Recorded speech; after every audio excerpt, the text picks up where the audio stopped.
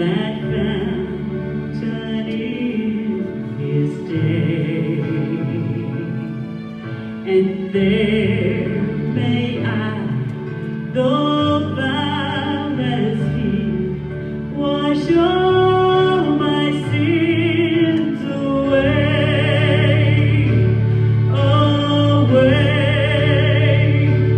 away, wash all my sins away, and ere by faith I saw the stream that flowing wounds supply, redeeming love has been my theme, and shall be till I die. Wash all my sins away, wash all my sins away. Redeeming love has been my theme, and shall be till I die. Wash all my sins away, wash all my sins away. Redeeming love has been my theme, and shall be till I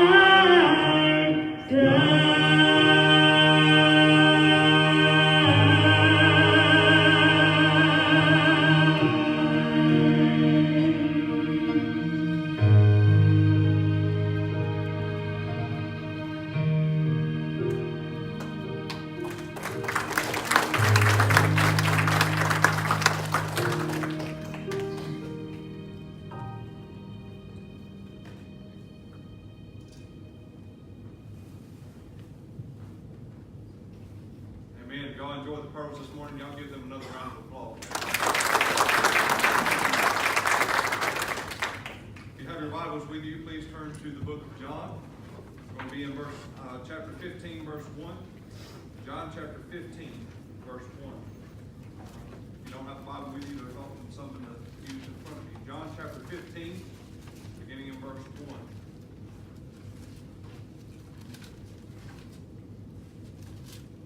Find your place, please stand as I read God's word. John chapter 15, beginning in verse 1. I am the true vine, and my Father is the husbandman. Every branch in me that beareth not fruit, he taketh away. And every branch that beareth fruit, he purgeth, that it may bring forth more fruit. Now ye are clean through the word which I have spoken unto you. Abide in me, and I in you, as the branch cannot bear fruit of itself, except it abide in the vine. No more can ye, except ye abide in me. I am the vine, ye are the branches. He that abideth in me, and I in him, the same bringeth forth much fruit. For without me ye can do nothing. If a man abide not in me, he is cast forth as a branch, and is withered. And men gather them and cast them into the fire, and they are burned. If ye abide in me, and my words abide in you, ye shall ask what ye will, and it shall be done unto you. Herein is my Father glorified, that ye bear much fruit. So shall ye be my disciples. As the Father hath loved me, so have I loved you. Continue ye in my love. If ye keep my commandments, ye shall abide in my love, even as I have kept my Father's commandments, and abide in his love. These things have I spoken unto you, that my joy might remain in you, and that your joy might be full. This is my commandment, that ye love one another as I have loved you. Greater love hath no man than this, that a man lay down his life for his friends. Ye are my friends, if you do whatsoever I command you. Henceforth I call you not servants, for the servant knoweth not what his Lord doeth. But I have called you friends, for all things that I have heard of my Father I have made known unto you. Ye have not chosen me, but I have chosen you, and ordained you, that ye should go and bring forth fruit, and that your fruit should remain, that whatsoever ye shall ask of the Father in my name, he may give it you. These things I command you, that ye love one another. You may be seated. Let's pray. God, I thank you for the power of love in this world. Love that would cause a man to run into a burning building for a stranger. Love that would keep somebody out all hours of the night to take care of people that are in danger. Love that would allow people that are ordinary, everyday, average folks to go into their workplaces or to go into their homes or to their friends and tell them that Jesus is coming soon. And to make an attempt to rescue those who are perishing. God, I pray for the members of this church, and I pray for the visitors that we have today, Lord, that you would teach us to love others the way that you have loved us. For you have rescued many of us from the pits of despair. And you've set our feet on a rock, and you've established the way that we should go. And Lord, I pray that we wouldn't fall off to the left or to the right of it, but Lord, that we would walk on the straight and narrow, straight into glory. Because of what your Son Jesus did on the cross of Calvary 2,000 years ago, he purchased my life. He redeemed me. He saved me.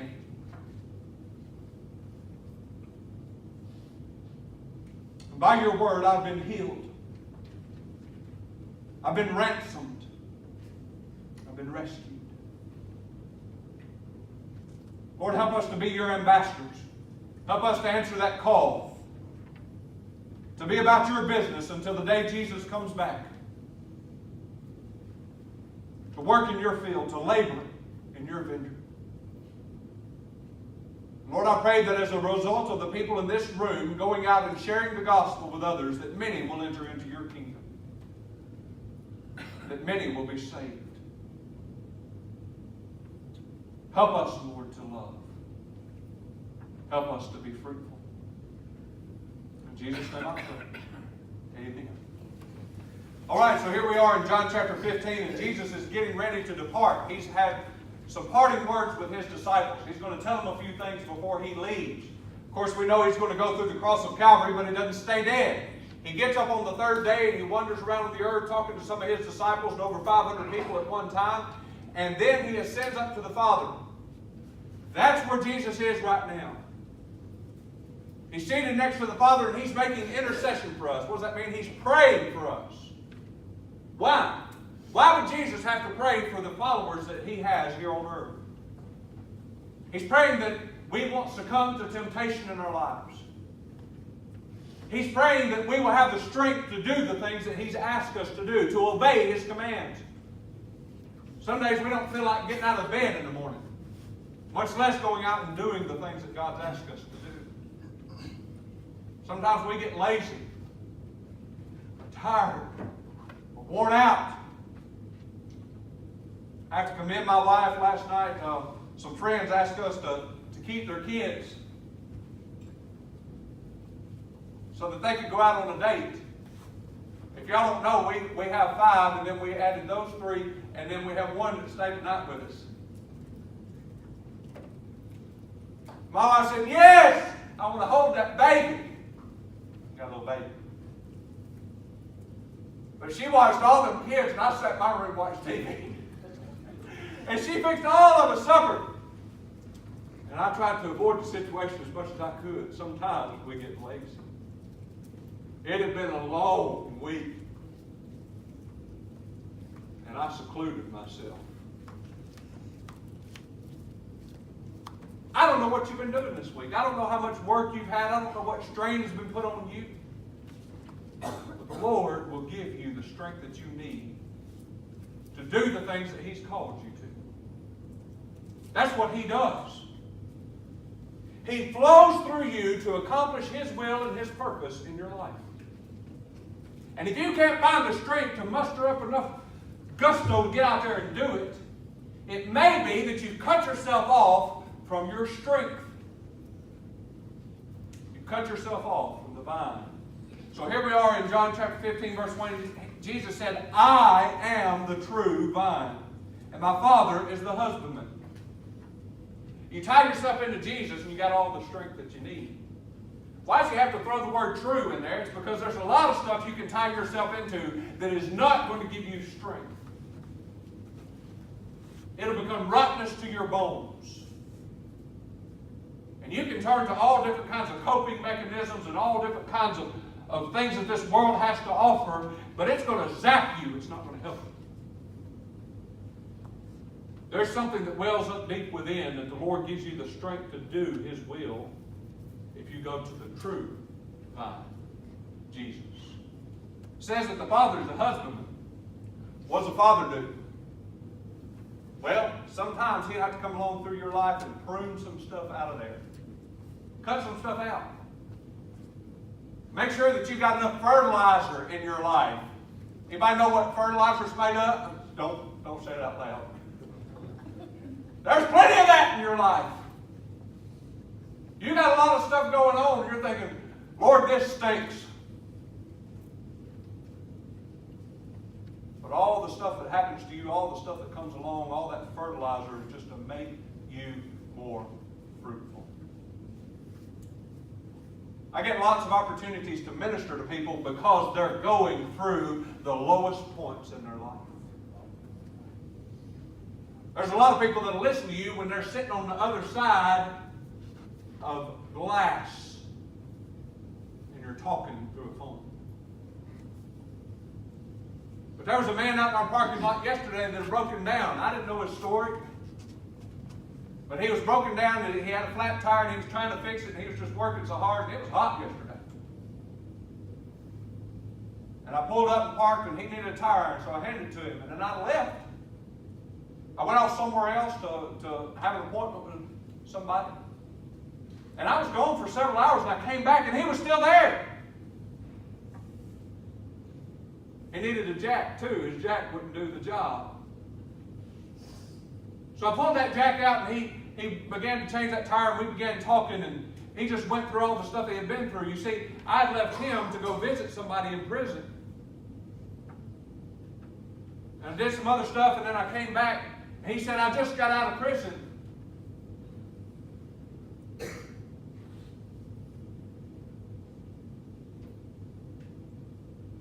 And we stood right over here in this corner and he cried like a baby as he talked to me about the stuff that he'd been through. And I prayed for that man. You'll get your ears open. Go through the depths of this life. And you'll listen to God. You'll be looking for anything to get out of it. God the Father, He's the husbandman. He's the gardener. He knows what you need. Not what you want, what you need. Every branch of me that beareth not fruit, He taketh away. And every branch that beareth fruit, He purgeth it, that it may bring forth more fruit. All right, so there's some that are unfruitful. Taking it away can mean one of two things. Either He kills you and gets you out of the way, or He lifts you up out of the dirt so that you can be more fruitful. You can interpret that in one of two ways. The Bible says there is a sin unto death, and I say that you shouldn't ask for it, but there is a sin unto death. There are good people that are supposed to be serving God every day, and if they refuse to be fruitful, God can take them out like that. He can. He's the gardener. It's His garden. Went and visited a lady yesterday. She's around my sister's age, a little bit older than me.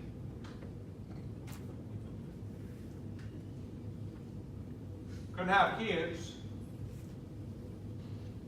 Found out she had stage 4 cancer. I gave her about 2 months to live.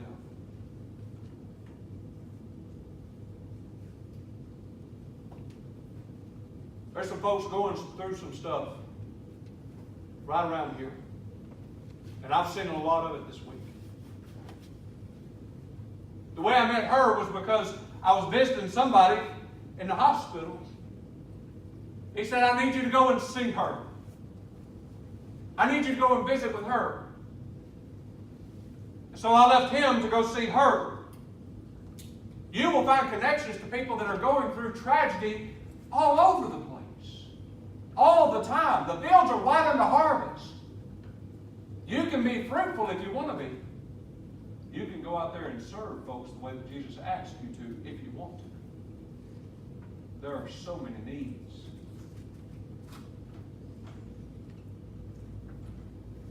Listen to what he does if you're fruitful. It says, every branch that beareth fruit, he purgeth it, that it may bring forth more fruit. You may say, God, I'm doing enough. Lay off of me. And he says, no, I'm going to cut this out so you got more time to do my work. You ever cut yourself? Raise your left hand. Yeah, there you go. We talked about that before we got started. You may be trying to fix supper and cut yourself. You may be doing any kind of stuff and cut yourself. It does not feel good to be cut on. You say, Lord, I'm doing everything right. Why are you still cutting on me? Because he demands more fruit. You didn't sign up for a merry-go-round when you signed up for Christianity. I don't know what that preacher sold you. But when I preach to people, I tell them, I say, if you come to Calvary, you are signing up for spiritual warfare. Because we have seen people that have come and they say, you wouldn't believe how many times we've tried to come to this church. And stuff kept happening to us. Calvary Baptist Church is on the front lines of poverty, on the front lines of drug addiction. We're on the front lines of families that can't take care of their children and need somebody to intervene. You could throw a rock and hit some homes that a lot of police officers have to investigate stuff. It wasn't too long ago that we couldn't get through the stop sign over here because they were making a drug bust on this corner. Christianity, Jesus, is the answer that this world needs. And God wants us to be fruitful. In order for us to be fruitful, we've got to be tied into the vine. And if you're a Christian, you're sitting in this room, and you're trying to live your life without Jesus directing your path, you are unfruitful.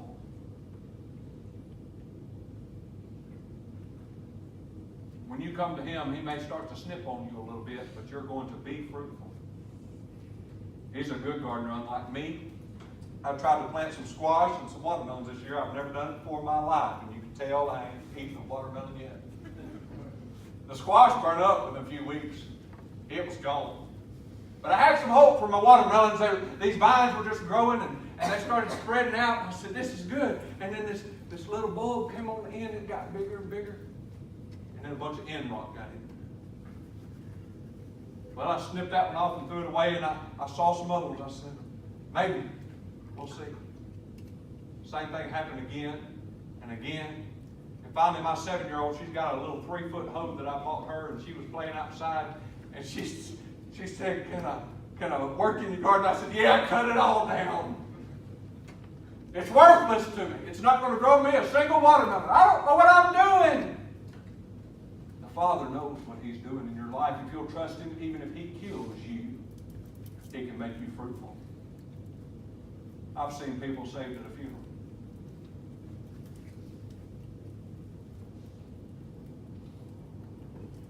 The Lord can make you fruitful. Verse 3 says, now you are clean through the word which I have spoken unto you. That's good. I'm glad that He can clean us up because I know some of you. And some of you know me. If He didn't clean us up, we wouldn't be fit to kill. But He does. He cleans us and He makes us fruitful by His word. Verse 4, abide in me and I in you, as the branch cannot bear fruit of itself, except it abide in the vine. No more can ye, except you abide in me. Jesus said, if you'll remain in me, you'll see a bunch of stuff happen in your life. You'll see a lot of fruit come from your life. Jesus told His disciples, you're going to do more stuff than I ever did. I like that song about the blind man saw it all that y'all were singing earlier. I thought, my soul.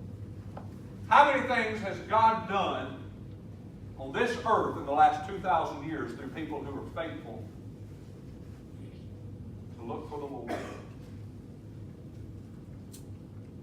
Verse 5, I am the vine, ye are the branches. He that abideth in me, and I in him, the same bringeth forth much fruit. For without me ye can do nothing. What did it say you can do without Jesus? Say it again. Nothing. But I'm spinning my wheels doing everything I can. But if you're doing it without Jesus, it's worthless eternally. You may do some temporary stuff. I've often thought through my life, I wish I had all the money that I spent on worthless junk. I wish I just had it set aside somewhere. Just wasting time. Could you imagine if you had all the time back that you spent in a waiting room? What could you do with all that time? What could you do with all that money? A lot of stuff. We do a whole lot of nothing sometimes. But you wouldn't believe how many conversations I've had in a waiting room that had eternal consequences. See, the Lord can have divine appointments with you anywhere. Got a gentleman sitting on the second row over here. How'd you get here? Well, I went to Dollar General. And Miss Ripple Diane Rose, there you are, Miss Ripple. She said, oh, preacher, I'm glad you're here. I said, I've got a fellow in my neighborhood that I want to bring with me. Can y'all bring the van? I said, absolutely, we'll work it out. You never know where you go or what you do might result in somebody getting somewhere they need to be. The Lord has all kinds of stuff that He wants to do through you. All kinds of stuff. If you'd be willing. You can't do anything without it. Not anything of eternal significance. Verse 6, it says, if a man abide not in me, he is cast forth as a branch and is withered. And men gather them and cast them into the fire, and they are burned. How many of y'all have ever burned yourself? We're going to find out who the klutzes are. If you raised your hand on both of them, that's y'all. Do you enjoy being burned? Me? Neither. There's a lot of stuff that make you uncomfortable, but some of y'all have been so sunburned you couldn't lay down at night. It's rough. If you stay tied into Christ, He's your salvation. You don't have to worry about hellfire. Not at all. Some of these firemen back here, they have to run into blazes. It reminds me of the story out of the Bible in Daniel, somewhere around chapter 3, of these men that the king said need to be burned because they wouldn't bow. So he heated that furnace up about 7 times as hot as it normally was, and the people that were responsible for throwing those men in, Shadrach, Meshach, and Abednego, they were going to throw them in. They died because it was so hot. When the king looked, he saw them walking around in the fire, but they weren't alone. There was a 4th man in the fire. He said, it's likened to the Son of God. See, it doesn't matter where you go or what you do, the Lord can take care of you. If you stay tied into Him, you know, those boys that stood up before they threw them into the furnace, they said, we know our God can deliver us, but even if He don't, we're not going to bow to you. And God delivered. If a man abide not in me, he is cast forth as a branch and is withered, and men gather them and cast them into the fire, they are burned. If ye abide in me, and my words abide in you, ye shall ask what ye will, and it shall be done unto you. I like that. If I stay in God's will, I can ask Him about all kinds of stuff, and He'll say, yes, that's what I want to do for you. Yes, I will do that ministry through you. Yes, I will open up a door for you. Notice you can't just ask for anything. You're in His will. So you're asking the Father to do His will in your life. And when you ask Him to do the things that He wants to do for you, He's going to do it. My kids ask me for stuff day and night. Night and day. Morning, in the middle of the night. I mean, goodness gracious, they're asking for stuff all the time. You would think that these kids have never eaten in their life sometimes. Sometimes the first words I hear in the morning are, I'm hungry. And I say, me too. Give me a minute. Anybody else hungry? There is so much food back there, I think we could eat twice. Maybe even 3 times. So preacher, shut up. My mouth's already watering. I got told before we started to keep it short, but I said, you ain't got to drive. We've got plenty of time. Just a short walk to lunchtime. Ask what you will, and it shall be done unto you. Sometimes you ask God for stuff, and He says no. I don't like those times, but it does happen. If God said no, and it's His will to say no, your response is yes, Lord. And you can ask again.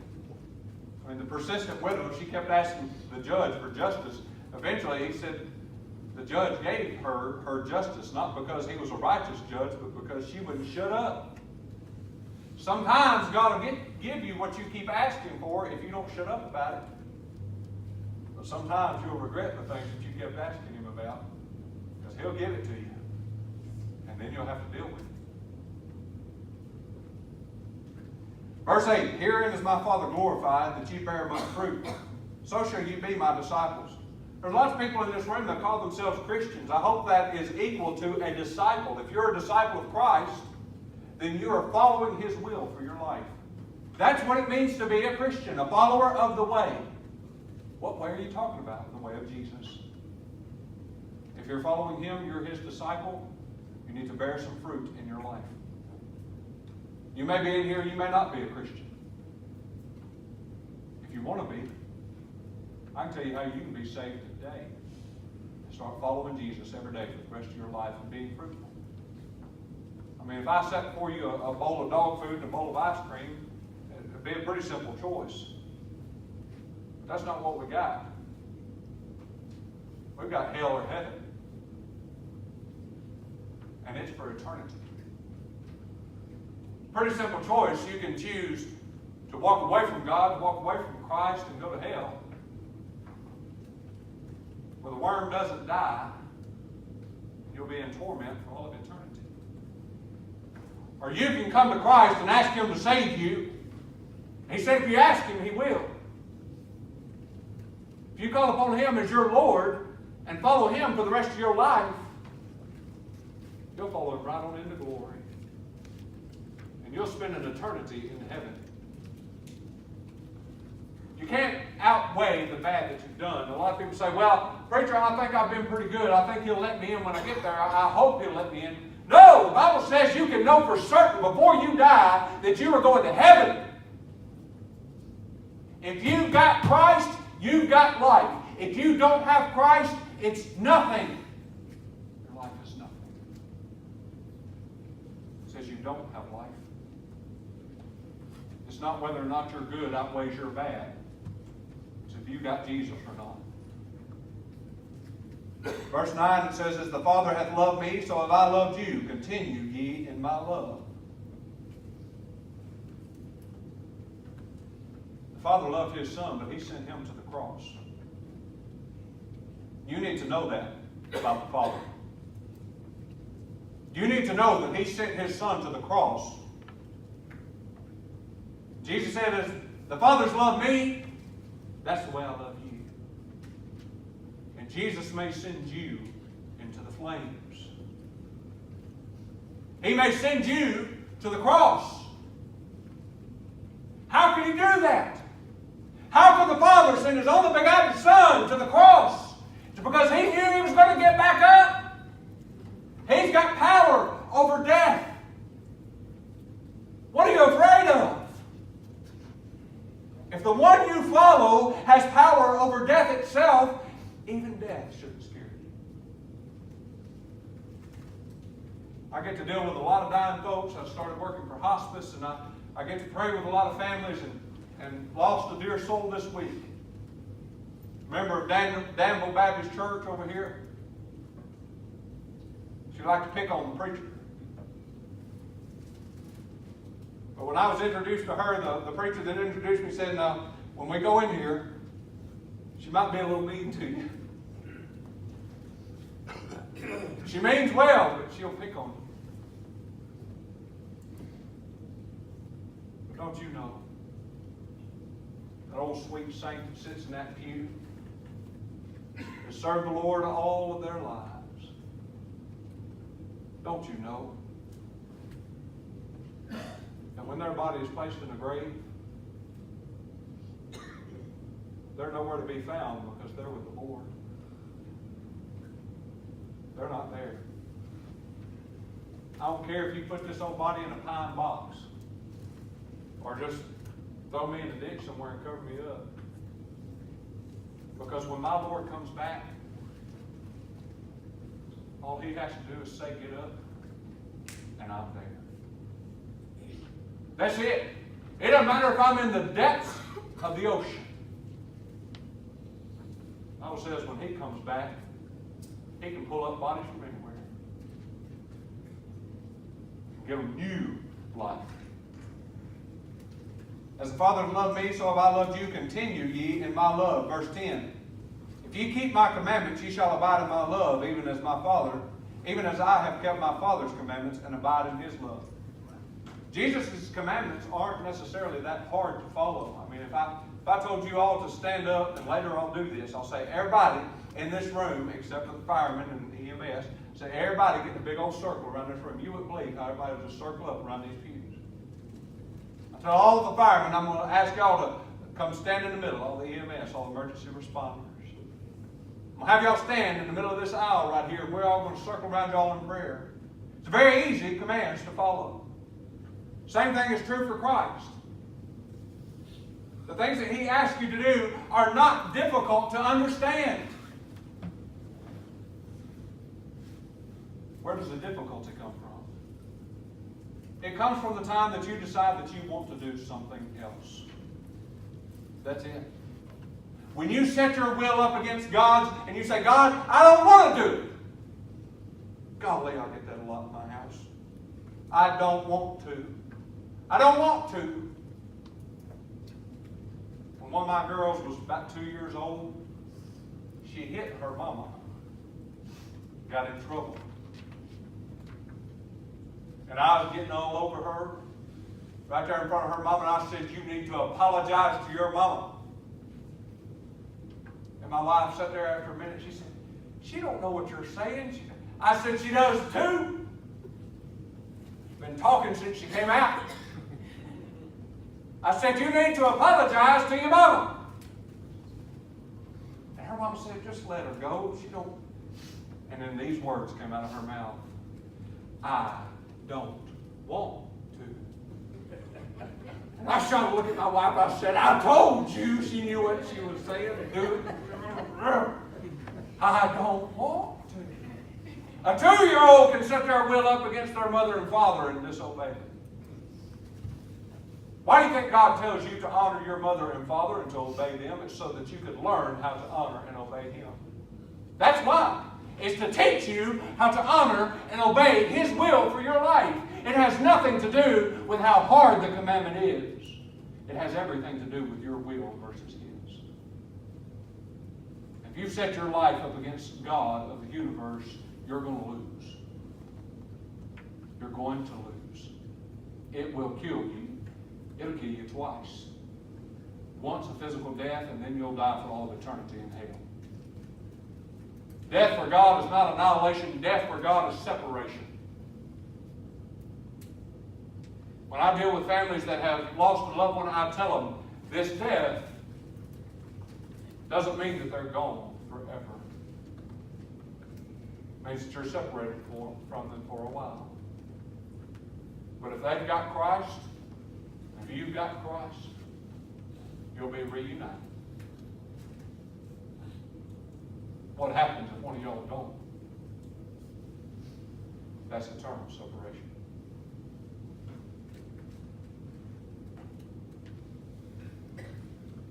Verse 11, these things have I spoken unto you, that my joy might remain in you, and that your joy might be full. You wouldn't believe the pits I've been in and been happy at the same time. You can be full of joy and life be going to shambles sometimes.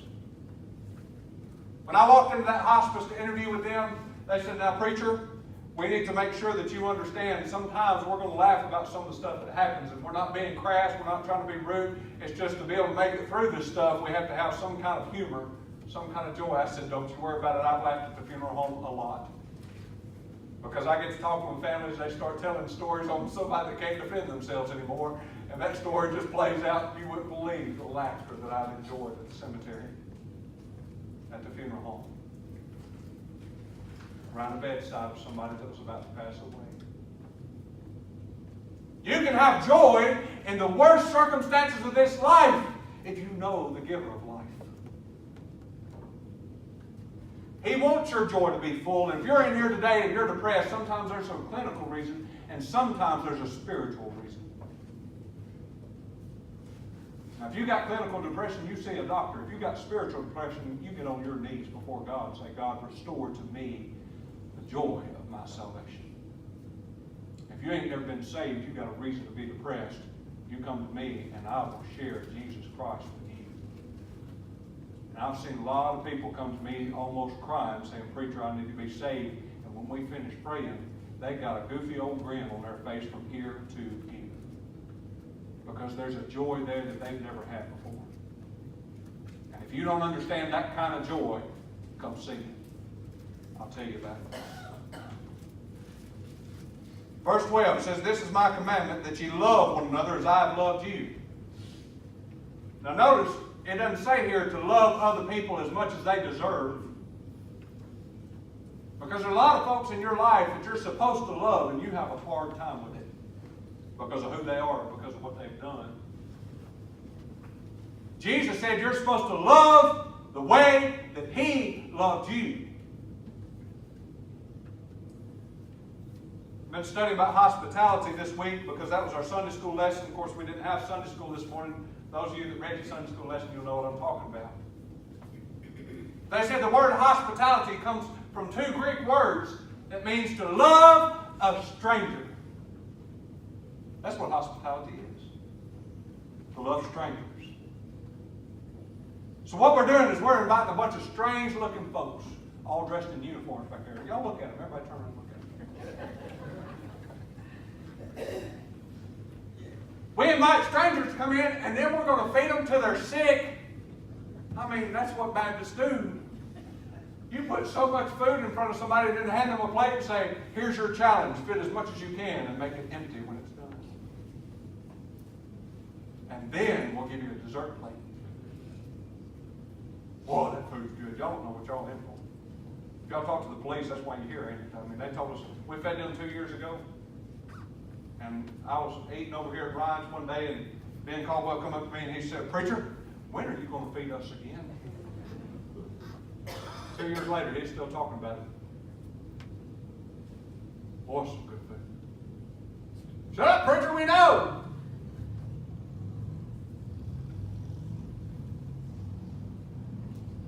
Look at verse 13.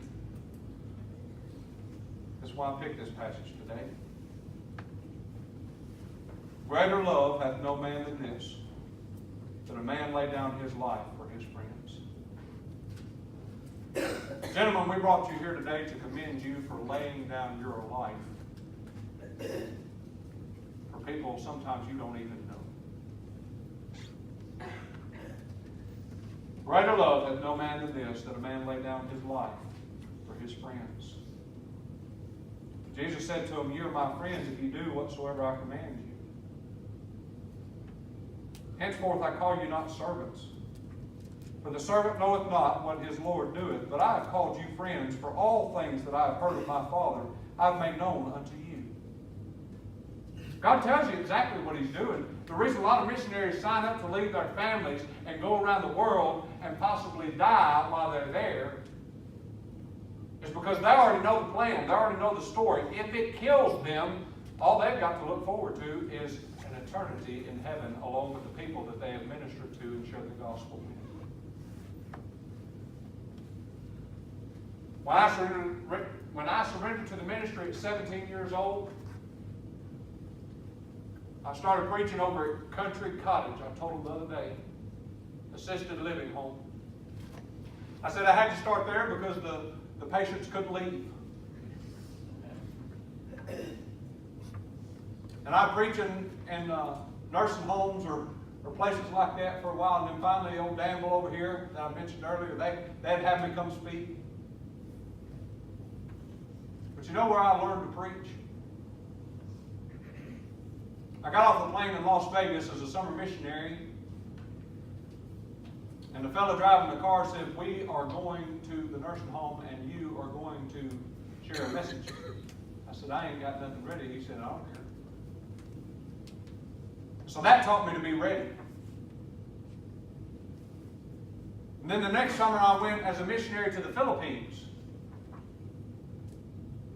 And I got off the plane over there and I started dealing with the head missionary, and he said, "I got about 2 or 3 times a week that you're going to have to speak."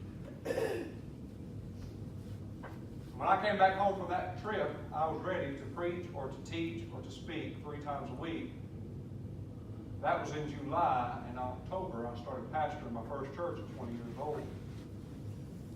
At 17, I didn't have a clue as to what I was doing. At 20 years old, I sure didn't yet know how to pastor a church.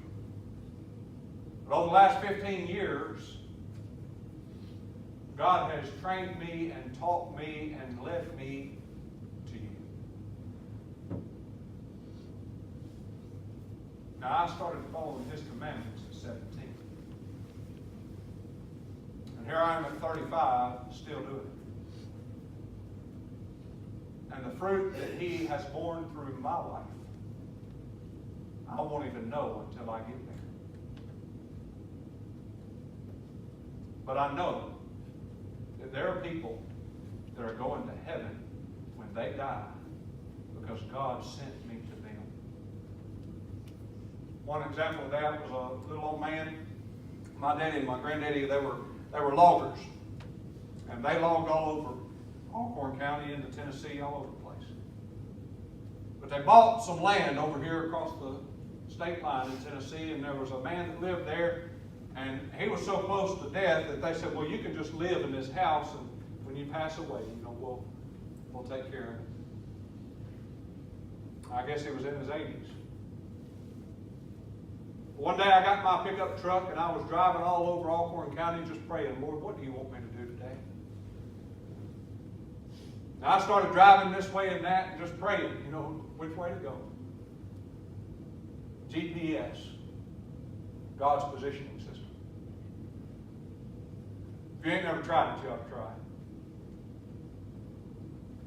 I turned down that old gravel road and I got to that old man's house, and he was sitting out on the front porch. And I got out of my truck and I went up and I started talking to him. And I said, "Has anybody ever told you about Jesus?" And that man off in the backwoods of nowhere, on nobody else's radar, looked at me and said, "No."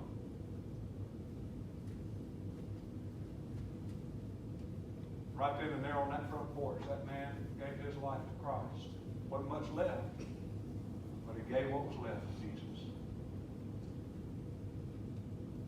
That's fruit. Fruit that will never rot. That's what you're looking for. People in glory because of you. Because of Jesus in you. Verse 16 says, "Ye have not chosen me, but I have chosen you and ordained you that ye should go and bring forth fruit, and that your fruit should remain, that whatsoever ye shall ask of the Father in my name, He may give it you. These things I command you, that ye love one another." These ladies are going to excuse themselves and get that food ready. We're about to have an invitation. Right after I pray, I'm going to give you the opportunity to come up here and pray if you need to, or talk to me if you need to. If God's been dealing with you about salvation, let me know. If you need a church home, we'd love to have you. If you've been dealing with something and you just need to get on your knees in this altar, come do that. Word of God tells us to love folks, not because they deserve it, but because He loved us first. And if you have trouble loving folks and forgiving people and caring about people that you don't even know, and you call yourself a Christian, a follower of Jesus, a disciple of the way, if you're having trouble loving people, you've got the commandment. Now repent and do what He says. Let's pray. God, I thank You that Calvary Baptist Church has opened its doors to people that serve our community. And Lord, help us as a church to commit ourselves to serve them, to honor them. Lord, You have made each and every one of us. You've called all of us to follow You. God, if there's somebody here today that realizes they've been following their own path and they need to do Your will, Lord, I pray that they would come to know You as Lord and Savior. Many people want to be saved from the fire, but not very many want You to direct them for the rest of their lives. Many want to call You Lord, but how can they when they refuse to follow what You say? And God, I'm afraid that there are going to be many people that have said, Lord, Lord, but they will be cast into eternal darkness, eternal flames. Because though their lips said that You were their Lord, their lifestyle said otherwise. Your word says that all men are liars, and it also says that all liars have their place in hell. God, I pray that there would be some people in this room that would be honest with You today about where they stand, that they would call on You for salvation, for lordship, for Your leadership in their life. In Jesus' name I pray.